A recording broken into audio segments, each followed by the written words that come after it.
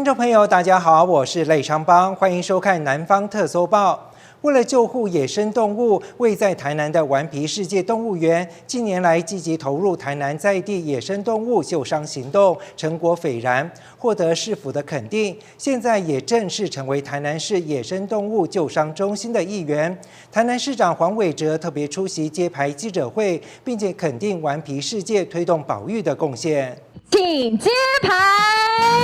台南市野生救伤中心顽皮世界站正式台南市野生动物救伤中心4月20在顽皮世界举行揭牌典礼，市长黄伟哲也亲自出席活动，并感谢顽皮世界推动野生动物保育的贡献，希望透过公司协力合作，与国际接轨，一同守护野生动物。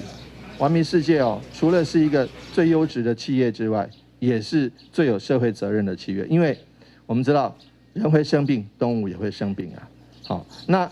以前顽皮世界的动物检伤中心都是照顾园内的这些动物，而且有成绩斐然，成果斐然。但是除了独善其身之外，也能够兼善天下。除了照顾好我们园内的野生动物之外，也能够跟市府合作，跟农业局还有跟农委会特征中心合作，来成立正式的动物医院。顽皮世界总经理张维明表示，园区耗资数千万打造动物医院，除了负责治疗园区的动物以外，也接受市府的委托，共同协助救治受伤的野生动物。未来会继续和市府携手，让台南市不只是人类最适合居住的城市，也是野生动物们最能安心栖息的地方。聘雇最好的人才，希望让顽皮世界的动物们呢能够获得最好的医疗照顾。但是呢，我们常常在想，在我们园区外呢，还有成千上万的野生动物们，他们面临了大自然环境的改变，还有人为开发的一个破坏，他们是不是也一样需要医疗资源呢？所以呢，我们接受市府的委托，开始救治这些野生动物们，希望让他们能够获得一样的妥善照顾。我保证，我们顽皮世界的兽医们一定尽心尽力，因为呢，每一个生命都是宝贵的。2年的时间，我们经过了很辛苦的一个经营，展现了一定的成果。很荣幸的，我们顽皮世界动物医院在今天正式成为台南市野生动物救伤中心的一员。顽皮世界呼吁民众，若是在野外遇到受伤的动物，应先保持冷静，确保自己安全后，再观察动物是否受伤，需要救援。如有救援需求，可拨打各县市政府市民专线，或者是农业局电话，让专业人员透过电话掌握动物的情况，不要轻易靠近动物，一起来做动物的守护者。记者张硕维，台南报道。母亲节要送妈妈康乃馨，高雄市楠梓区惠民社区关怀站就请老师教长辈做绒布康乃馨送给自己。长辈虽然年纪大了，但是拿起针线还是眼明手快的。老师指导几个动作之后，长辈就把一朵盛开的康乃馨给完成了，带在身边增添不少喜气。长辈们拿起鲜红色和粉红色的绒布，开始缝制康乃馨的花瓣。从穿线到拿针缝，不少长辈做起来还蛮熟练的。把3朵红色的花瓣再缝在一起，加上绿色的花萼，一朵康乃馨就大致完成了。长辈都好开心。这个绿色的改刻件，它有绕一圈，绕一圈拉起来，插过。就是一朵花，这水，就是这么简单。虽然有些长辈年纪大了，眼力也不好，大家还是很有兴致的拿起针线，用力的缝。老师也会来回到每一桌，确定长辈缝的状况。因为之前长辈都上过不少手缝的课程，在老师稍微指导一下，长辈很快就能够完成下一步。客服的话，就是可能我会先帮长辈把线穿好，对，然后呢提醒他们可以慢慢来，不用紧张，我都会过去帮忙，他们就会比较放心。长辈年纪大了，穿线不好穿，但是现在还是有很多很方便的可以导引穿线的那个器材，所以还是 OK 的。惠民社区关怀站里其实有不少男性的长辈，他们的手也很灵巧，做手缝康乃馨也没有问题。里长希望在母亲节前夕设计手缝康乃馨的课程，让长辈自己做康乃馨送给自己。那长辈真的是很棒，他们学习能力也很强，然后就是一片一片的由自己的手，然后慢慢的缝，一针一线的缝起来，缝成一朵康乃馨，然后将送给自己，送给自己。哎，对，母亲节快乐！送康乃馨给母亲，感谢母亲的养育之恩。长辈们一边做康乃馨慰劳自己，也想起年轻时送母亲康乃馨的情景，看到美丽的花朵在自己手中完成，非常有成就感。记者赖昌邦高雄报道。5月份也是报税的季节，110年度综合所得税的申报，同样有人工柜台、网络和手机等6种方式，其中用手机结合行动电话认证服务来报税，还是最新最快的。财政部南区国税局特别召开记者会宣传，同时也提醒纳税人有6大报税减免的利多。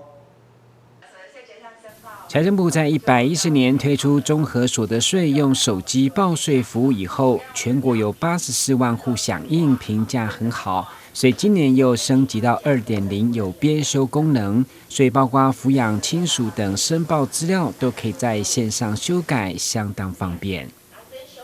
109年度，如果你是采用凭证或者是行动电话认证线上登录。回复，然后又不是到国税局来完成申报的，我们会寄发邮件。如果你又留有手机号码的，我们就以简讯来通知。好，那如果你要来查调所得跟扣除的资料，从4月28号就可以开始喽。那5月1号，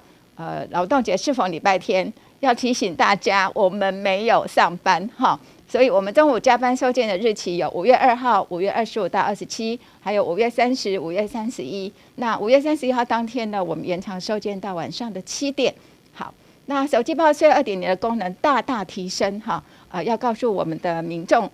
手机报税2.0，它可以编修家户成员还有所得及扣除额资料，还新增了行动支付跟电子支付的缴税方式。又到了报税的季节，今年同样有许多政策变化，有什么赋税减免可以省？财政部南区国税局也整理6大报税利多，给纳税人一次掌握。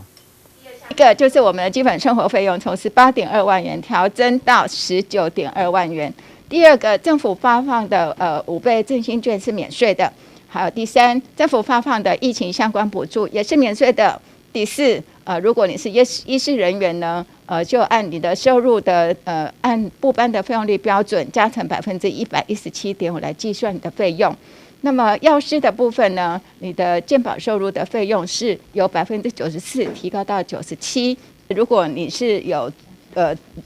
房子出租给这个领有政府的租金补贴的公益出租人或者是社会住宅使用的，从110年6月1号开始，每一个月的租金收入免税额度从1万元提高到1.5万元。好，所以一定要记得。最后一项就是，如果你是军公教或者是政务人员，那么你所缴付的退抚基金或者是自提储金，从110年1月1号开始，不会计入你提缴年度的薪资收入来课税，这是要特别提醒大家的。如果你是在家用手机还有网络报税，或者是使用智慧依化的缴税功能完成申报的，那么我们可以参加抽奖。我们最大的奖项是5万元哦，请大家不要错过，记得在家用手机跟网络完成报税才有资格。今年报税从5月1号起延长到6月30号，只是5一劳动节休假，提醒民众注意。另外，民众如果要所得税和扣除资料服务，4月28号起就可以查询。记者顾文吉、何乔芳台南报道。随着天气渐渐暖和，又到了出游踏青的好时机，而这个时候最适合在蝴蝶飞舞中漫步大自然，感受春天的美好。而现在要找这样的体验，不用再大老远的跑到山里，在高雄的市郊其实就有一处秘境，在最近迎来了蝴蝶大爆发。满颗满谷的蝴蝶在池塘边、树荫下、步道旁，一群一群的飞舞着，好像来到了童话里的奇幻王国。但这里不是什么郊外深山，而是位在澄清湖里的生态池秘境。那生态池秘境有什么特点呢？就是在这个春夏交替的季节里面，就会黄蝶漫飞，蝴蝶漫飞。这边因为我们种植了很多的铁道木，还有种一些蝴蝶可以觅食的一些花草，所以每当这个4月底这个时候，那个蝴蝶大爆发。开车进入澄清湖，在新中塔停下车后，走进对面的桃花溪木步道，约莫5分钟左右就能看到传闻中的秘境。科长表示，因为将人为的影响减到最低，才能形成这样一个完整的生态圈。在看蝴蝶呼吸芬多精的同时，也能欣赏丰富的动植物。我们号称为万树的植物园，也就是植物的联合国，而且也是一个生态实体的博物馆。你可以看到，现在这个鸟的声音就是五色鸟的声音，咕咕咕。这个的生态是最完整的 cycle， 才会整个鸟语花香，那蝴蝶漫舞。而除了在生态池秘境悠闲欣赏蝴蝶美景外，科长也大力推荐周遭其他景点，让游客可以漫步游览澄清湖。那另外呢，我们也会钟楼，等一下我们去钟楼看钟楼那个它的大本营，蝴蝶会蛹都会挂在那个钟楼的那个墙壁上。那钟楼再走下去也是独步前台。我们台湾在都会区可以体验走吊桥的轻微摇晃，类似金马奖的走红地毯，因为吊桥的桥面是用红色的树干木所铺的。对于环境有意识的妥善维护，澄清湖才能迎来如此壮观又美丽的蝴蝶大爆发。科长也提醒有兴趣的游客要抓紧这几个礼拜来观赏，才不会错过这个难得的景象。记者邱玉婷、陈柏宏采访报道。注意力不足的过动症是一种常见的神经发展性疾病，很多人认为这种症状长大之后就会改善，不过事实却发现，大约有60%病人的症状会持续到成年。对此，台南奇美医学中心从2012年开办成人过动症特别门诊，10年来累积超过2000名的个案受惠。注意力不足过动症，俗称 ADHD。是一种常见的神经发展性疾病，也就是病人从小甚至在母体时，大脑神经系统的发展就有一些状况，造成长大后相当高的罹病率与功能障碍。对此，奇美医学中心从2012年开办成人 ADHD 特别门诊，10年来超过2000名个案受惠。原来，发现说其实。大家慢慢去知道说，成人也有过动症，可是很多人是小时候不知道去哪里看诊，那长大也不知道要怎么求助，所以我们这个特别门诊就在我们奇美医院邱院长还有林部长的支持下，就一路成立到现在了哈。那我想刚好也趁这个机会，把这10年来的一些经验把它累积起来，整理成一本书，然后希望可以让更多的民众还有患者。那么了解这个疾病，看要怎么帮助自己，改善这些症状。谢谢。大部分来求诊都是他们在课业上或者在工作上已经受到一些影响，甚至在人际关系上也有受到一些影响。这样的个案，因为常常会所谓的出包了所以其实也有很多意外的发生。有时候因为这样很挫折，所以有可能产生后续的一些情绪障碍，像忧郁啦、焦虑等等问题。那有些人如果在不知道怎么求助的话，自己会去寻求一些方法，比如说用酒精或其他药物来处理，然后造成更多的问题。这本书应该是对这种注意力不足过动症的成人会有很大的帮忙。那对家属或者是朋友有一些关心这种病症的病人，应该是一本相当值得推荐的参考的书。那今天很高兴能够在这个地方黄博士新书发表，同时也是这个奇美精神科这种特别门诊成立的10年。那谢谢大家借着这本书能够唤起大家对这种成人注意力不足过动症更多的关注。奇美医学中心主任表示，成人注意力不足过动症大约有4%到6%，而且大多数没有病识感。因此，将10年来累积的临床研究与教学经验发表成书，并于日前举行新书发表，希望提供社会大众对成人 ADHD 的认识。记者林根台南报道。由高雄市文化局发起的以住代护计划，让高雄许多荒废的眷村老屋逐渐脱离落寞。其中左营建业新村中，就有一间因为用心的设计多次获奖的民宿，保留了当年日式和台式结合的居住空间，用闲适的氛围迎接每一位想脱离都市吵杂的住客。漫步走过一排排的眷村老宅，推开树荫下的复古红色铁门，微风吹过，挂在屋檐下的风铃摇摆着，好像在跟你打招呼。这里是建业新村中一间特色民宿，走进里面，每一处空间的设计巧思，都让人在探索时有无限乐趣。这边的住宿的主题其实就是住一晚眷村的家，那希望说可以来这边，住宿的旅客，他们可以体验到就是两种不同时代的建筑物跟空间，还有眷属他们生活在这一个房子里面的一些痕迹，那让大家可以体验到这个整个有趣的一个住宿过程。老板也提到，当初看上这间老屋，就是因为里面有2种不同时代的建筑风格，穿过一道门就是截然不同的世界。住进这里，可以看到时光留下的痕迹，同时完整体验原汁原味的眷村生活。比如说我们现在所在的客厅，那它是日本式的主屋，那我们所有的房间跟卫浴的部分都是国民政府来了之后眷属他们增建的区域，那它就会有一些，比如说台式的花砖啊，或一些小瓷砖啊，或是磨石子地板之类的，甚至我们在一些比如说电线啊，或者是一些小地方的那个走法，会是以前的那一种，就是用那种以前那种艾子去跑那个电线。木造的建筑、悠闲的小摆设，还有一抬头就可以看见天空的庭园。走出门则是旧时眷村的街道，让人仿佛从都市的喧嚣中脱离，进入幽静的时光隧道。也许就是这样的感受，让越来越多的高雄人也想来这里住一晚。他们其实就住在北高雄，可能住美术馆区，就是住很近，那为什么要来这里住一晚呢？可是后来我们发现到说，有越来越多的客人，他们因为疫情的关系没有办法出国，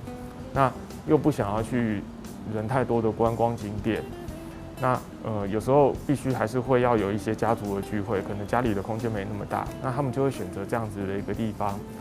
来做一个家族的聚会。那可以在这个老房子里面，然后大家在餐厅那一边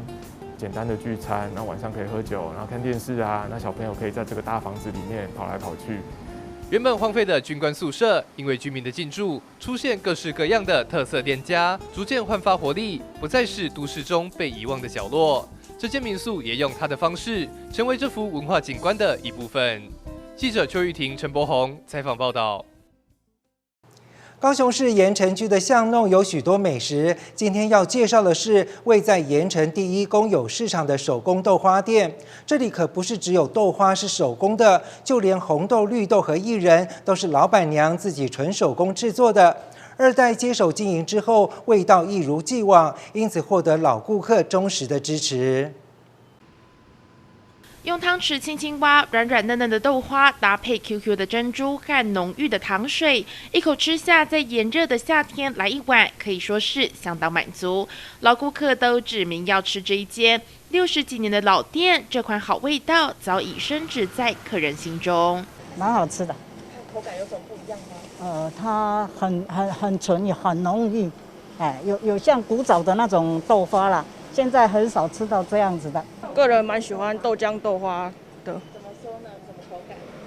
我觉得这边的口感特别的香，又特别的绵密。我买几啊年呢？哦，真的哦。嘿。买因的啥？我买的啥？买的红豆豆花最好吃的啊。每位客人都有属于自己心中的招牌，一碗看似简单的豆花，制作的过程可不简单，每样配料都手工制作，背后究竟藏了什么奥妙，让这么多客人都爱不释手呢？特别的是，阮的食材拢用料好啊，这是阮唯一自豪的迄个啊，因为阮妈妈的迄代就甲阮教讲做这就是爱良心啊，所以我们就秉着这个态度，这个就是这一种心态下去做这样。坚持使用新鲜的原料，即便物价通膨也绝不涨价，用低利润回馈给顾客。因为我们店面自己的我们自己雇不用人工，不用店租